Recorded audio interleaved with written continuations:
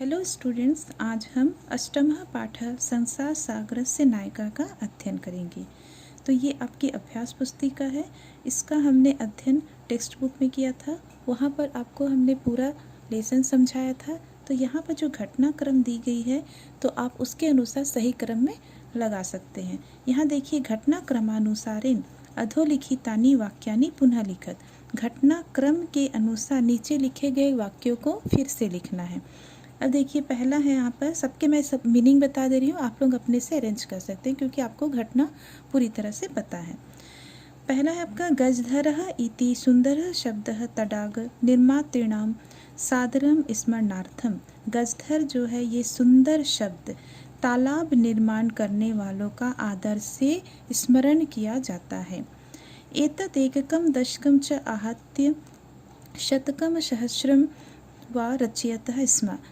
एतत् एकम, यह इकाई और दहाई को जोड़कर सैकड़ों और हजारों की रचना हुई थी। कार्य समाप्तो वेतनानि अतिरिच्य गजधरेभ्यः सम्मानपि प्रदीयते स्म। कार्य समाप्ति के बाद वेतन के अतिरिक्त गजधरों को सम्मान भी दिया जाता था। गजधरा वास्तुकारः आसन्। गजधर वास्तुकार थे, भवन निर्माण करने वाले थे। शतशः सहस्रः तडागः सहस्यो शून्यात् न प्रकृतिभूता। शतशः मतलब सैकड़ों, हजारों तालाब अचानक ही शून्य में प्रकट नहीं हुए। यह गज परिमाणम धार्यति सह गजधर। जो गज परिमाण धारण करता है उसे गजधर कहते हैं। अद्य ये अज्ञातनामानः वर्तन्ते पुरा ते बहुप्रथितः आसन्। आज जो ये अज्ञात नाम वाले हैं, पहले ये बहुत ही प्रसिद्ध थे। गजधरः यह समाजस्य गांभीर्य माप्यते इत्यस्मिन् रूपे परिचितः।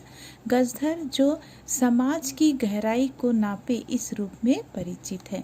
तो इसे आप, चूंकि आप लेसन कर चुके हैं तो इसे आप आराम से अरेंज कर सकते हैं। अगला देखिए, निम्नलिखित वाक्यानाम लोट लकारे परिवर्तनम कुरु। नीचे लिखे गए वाक्यों को लोट लकार में परिवर्तन करना है। और लोट लकार का जो फॉर्मूला होता है आपका, लोट लकार में तू ताम अंतु अतंत आनी आओ आम, है ना। तो इस अनुसार आपको रखना है। तो आपको फॉर्मूलास अच्छे से याद होना चाहिए। यहाँ देखिए आपका, तडागान गजाधरः रचयन्ति। ये रचयन्ति आपका जो है प्रथम पुरुष का बहुवचन है। तो आपके लोट लकार में क्या होता है, तू ताम अंतु, अंतु लग जाता है तो यहाँ पर रचयन्ति हो जाएगा। आप ये सेंटेंस को पूरा लिखेंगे और उसके बाद चेंज वाले शब्दों को साथ में लिखेंगे। अगला देखिए आपका, प्रतिदानेते किंचितपि न यक्षन्ति। यहाँ पर यक्षन्ति जो है आपका क्या है, प्रथम पुरुष का बहुवचन है। तो तू ताम अंतु यहाँ पर यक्षन्तु हो गया है। तो बदले में वे कुछ भी नहीं मांगते हैं। गजधरा वास्तुकारः आसन। आसन ये आपका लंग लकार में दिया है। लंग लकार में त ताम अन, मतलब ये बहुवचन है प्रथम पुरुष का। तो आपका प्रथम पुरुष का बहुवचन क्या हो जाएगा, अंतु लग जाएगा। तो यहाँ पर संतु हो गया है। गजधर वास्तुकारः आसन, गजधर क्या थे, वास्तुकार थे। ते योजनानम कुर्वन्ति, ये भी आपका प्रथम पुरुष का बहुवचन दिया है। तो यहाँ पर अंतु लगेगा, कुर्वन्तु देगा। फिर उसके बाद शिल्पीभ्य अहम नमामि। नमामि यहाँ पर उत्तम पुरुष का एक वचन है तो आनी आओ आम हो जाता है। तो यहाँ पर नमानी हो जाएगा कि शिल्पियों को मेरा नमस्कार। यहाँ देखिए अगला, निम्नलिखित विशेषणानां विशेष्य सह उचित मेलनम कुरुत। आपको विशेषण विशेष का उचित मेलन करना है। और विशेषण विशेष से सेम लिंग, वचन, विभक्ति एक जैसे ही होते हैं। विकसितम, विकसितम नपुंसक लिंग दिख रहा है तो यहाँ देखिए ये कार्यम होगा। अगला देखिए, सर्वाणी, सर्वाणी ये बहुवचन है नपुंसक लिंग का, तो ये कार्याणी हो गया। फिर एतादृशेभ्य, ये आपका चतुर्थी विभक्ति बहुवचन है। तो यहाँ देखिए शिल्पीभ्य, चतुर्थी विभक्ति बहुवचन, ऐसे शिल्पियों को। अस्मिन ये आपका सप्तमी में है। तो यहाँ पर देखिए ये रूपे आपका सप्तमी में, तो अस्मिन रूपे, है ना, पुल्लिंग का है ना, ठीक है। वास्तुकारः ये आपका बहुवचन है प्रथमा विभक्ति का, तो यहाँ भी देखिए गजधरः बहुवचन है, तो वास्तुकारः गजधरः हो जाएगा। अगला देखिए, निम्नलिखित पदानाम अर्थम लिखित्वा वाक्यानि रचयत। निम्नलिखित पदों के अर्थों को लिखकर वाक्यों की रचना करनी है। वास्तुकारः का मतलब होता है जो मकान बनाता है। तो यहाँ देखिए, ते वास्तुकारः आसन, वे वास्तुकार थे, वास्तुकार हैं। अतिरिच्य का मतलब होता है अतिरिक्त, तो खेलनम अतिरिक्त पठनम कुरु, खेलने के अतिरिक्त पढ़ाई करो। फिर उसके बाद निर्मातारः माने निर्माण करने वाला, राष्ट्रस्य निर्मातारः अध्यापकः भवन्ति, राष्ट्र के निर्माता अध्यापक होते हैं। प्रकृतिभूता माने प्रकट होना, तो यहाँ हो जाएगा तदा सज्जना प्रकृतिभूता, तब सज्जन प्रकट हुए। जिज्ञासा माने उत्सुकता, कार्यस्य विषय जिज्ञासा मा कुरु, कार्य के विषय में जिज्ञासा मत करो। अगला देखिए आपका कोष्ठके प्रदत्त शब्देषु उचितम विभक्तिम प्रयुज्य रिक्त स्थानानि पूरयत। यहाँ पर देखिए कोष्ठक में मतलब ब्रैकेट में जो शब्द दिए गए हैं उसमें उचित विभक्ति लगानी है। मतलब यहाँ पर आपका मूल शब्द दे दिया है, आपको यहाँ सेंटेंस के अनुसार सही विभक्ति लगानी है। तो हम इसके लिए सबसे आसान तरीका है, हम इसका क्या करते हैं, पहले हिंदी मीनिंग निकालते हैं। तो हमको जो प्रीपोजिशन दिखाई देता है उस अनुसार हम कारक के अनुसार विभक्ति लगाते हैं। अब पहला क्वेश्चन देखिए, लक्ष्मीधरः डैश आसीत, यहाँ पर विद्वस दिया है, ठीक है। तो अब देखिए लक्ष्मीधर विद्वान थे, तो विद्वान के साथ कुछ भी नहीं, मतलब ये प्रथमा विभक्ति है, तो यहाँ पर विद्वस का प्रथमा विभक्ति विद्वान होता है। अगला देखिए, डैश गंगा सर्वश्रेष्ठा, अब नदी है, नदियों में गंगा श्रेष्ठ है, नदियों में मतलब में आपका अधिकरण आया, सप्तमी हुआ, और ये बहुवचन है तो नदीषु हो गया। तो डैश किमस्ति, तुम्हारे, यहाँ मनसी है ना, मन है, तो तुम्हारे मन में क्या है, मन में बोला है, सप्तमी है। इसके पहले वाले लेसन में भी मैंने आपको मनस का जो सकारांत होता है उसका मैंने शब्द रूप दिखाया था, तो सप्तमी में मनसी करके होता है, तो सप्तमी इसका मनसी हो जाएगा।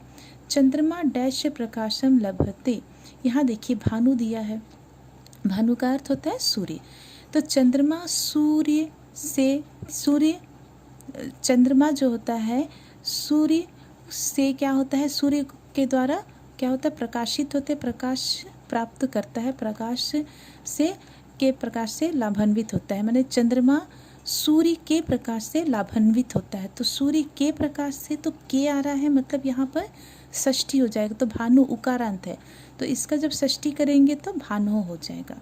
फिर देखिए यहाँ पर गणेश डैश विद्यालय पठती, यहाँ पर एक दिया, और यहाँ विद्यालय आपका जो है सप्तमी है, तो एक का जब हम सप्तमी करते हैं तो एकस्मीन होता है, तो एकस्मीन विद्यालय हो जाएगा। अगला देखिए, सह डैश पश्यति, यहाँ पर राजन दिया है, वह राजा को देखता है, राजा को आया है, तो मतलब यहाँ पर कर्म को द्वितीय है, तो राजनम हो गया।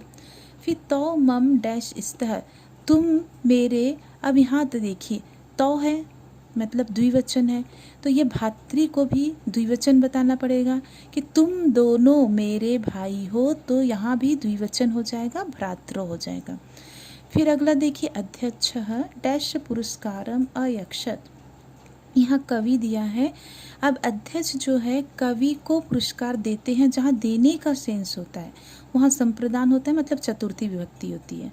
और ऐसे भी आप मीनिंग निकालिए कि अध्यक्ष कवि को पुरस्कार देते हैं, को मतलब ये को है, के लिए वाला सेंस है, तो यहाँ चतुर्थी लग जाएगी और कवय हो जाएगा। उसी प्रकार डैश सौंदर्यम सर्वान आकर्षति, प्रकृति का सौंदर्य है ना, सबको आकर्षित करता है। प्रकृति का मतलब यहाँ पर आपका संबंध हो गया, षष्ठी हो गया, तो प्रकृति होता है। फिर सावित्री डैश भोजन पचती, पाकशाला मतलब किचन, तो सावित्री जो है पाकशाला में भोजन पकाती है, तो पाकशाला में, तो यहाँ पर चूंकि पाकशाला आपका स्त्रीलिंग है तो लतायाम होता है, तो आपका पाकशालायाम हो जाएगा। अगला देखते हैं, अनुच्छेदम पठित्वा अधोलिखितानां प्रश्नानां उत्तराणि लिखत, अनुच्छेद को पढ़कर नीचे लिखे गए प्रश्नों के उत्तर लिखिए। अब देखिए, विद्यायाः विचित्रः महिमा वर्तते, विद्या की विचित्र महिमा होती है। विद्याधनम सर्वधन प्रधानम अस्ति, विद्याधन सभी धनों में प्रधान है। इदम व्यय कृतम अपि छिन्नम न भवति, यह इसे व्यय करने पर, खर्च करने पर भी क्षीण नहीं होता, नष्ट नहीं होता। व्यय कृते विद्या वृद्धि एव भवति, खर्च करने पर विद्या की वृद्धि ही होती है, बढ़ता ही है। विद्वांसः अपूर्वम सुखम लभते, और यहाँ पर बेटा आपको ना बिंदी लगा लेंगे, विद्वांसः है ना, वहाँ पर नहीं दिया होगा बुक में। तो विद्वानों को अपूर्व सुख की प्राप्ति होती है। विद्या विनयम ददाति, विद्या विनय को देता है, विनम्रता देता है। विनयात जनः पात्रताम तत च धनम धर्मम सुखम अपि च प्राप्नोति, और विनय से व्यक्ति को पात्र बनाता है और उससे क्या कहता है, धन से धर्म और सुख की प्राप्ति होती है। विद्वांसः तु परदेशेषु अपि सम्मानम लभन्ते, और विद्वांसों को तो परदेश में भी सम्मान प्राप्त होता है।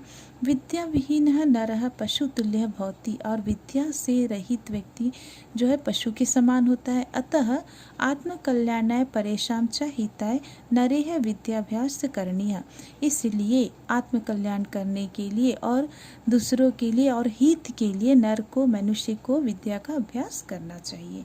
यहाँ देखिए एक पदेन उत्तरत है, व्यय कृतमपि किम क्षीणम न भवति, खर्च करने पर क्या नष्ट नहीं होता। तो विद्याधनम था, तो आपने ना विद्याधनम लिख लिया। अगला है आपका विद्वांसः कीदृशम सुखम लभन्ते, विद्वानों को किस प्रकार का सुख प्राप्त होता है, तो अपूर्व सुख की प्राप्ति होती है। अगला देखिए, विद्याभ्यासः कथम करणीयः, विद्याभ्यास कैसे करना चाहिए, तो आत्मकल्याण के लिए, दूसरों के लिए और हित के लिए विद्या का अभ्यास करना चाहिए। फिर उसके बाद देखिए निर्देशान, ये सारे आंसर आपको बुक अनुच्छेद में ही मिलेंगे, वहाँ से आप डायरेक्ट लिख सकते हैं। फिर निर्देशानुसारेण उत्तर, निर्देशन के अनुसार उत्तर लिखना है। विद्या पदे का विभक्ति प्रयुक्ता, विद्या इसमें कौन सी विभक्ति है, तो विद्या में आप देखिए षष्ठी विभक्ति दिख रही है। पात्रताम, इस पद में कौन सा प्रत्यय है, तो ये तल प्रत्यय, चूंकि ये तल प्रत्यय आपकी कोर्स में नहीं है तो इस प्रकार के क्वेश्चंस नहीं आएंगे। विद्वांसः शब्द से पद परिचय कुरुत, आपको विद्वांस शब्द का पद परिचय करना, चूंकि ये शब्द रूप है तो आपको इसके बारे में पूरा बताना पड़ेगा, ये कौन सी विभक्ति है, कौन सा वचन है। तो विद्वांस जो होता है, विद्वस् होता है इसका मूल शब्द, और ये प्रथमा का विभक्ति का बहुवचन है। अगला देखिए वर्ण विन्यास करना है, मतलब वर्ण विच्छेद करना है।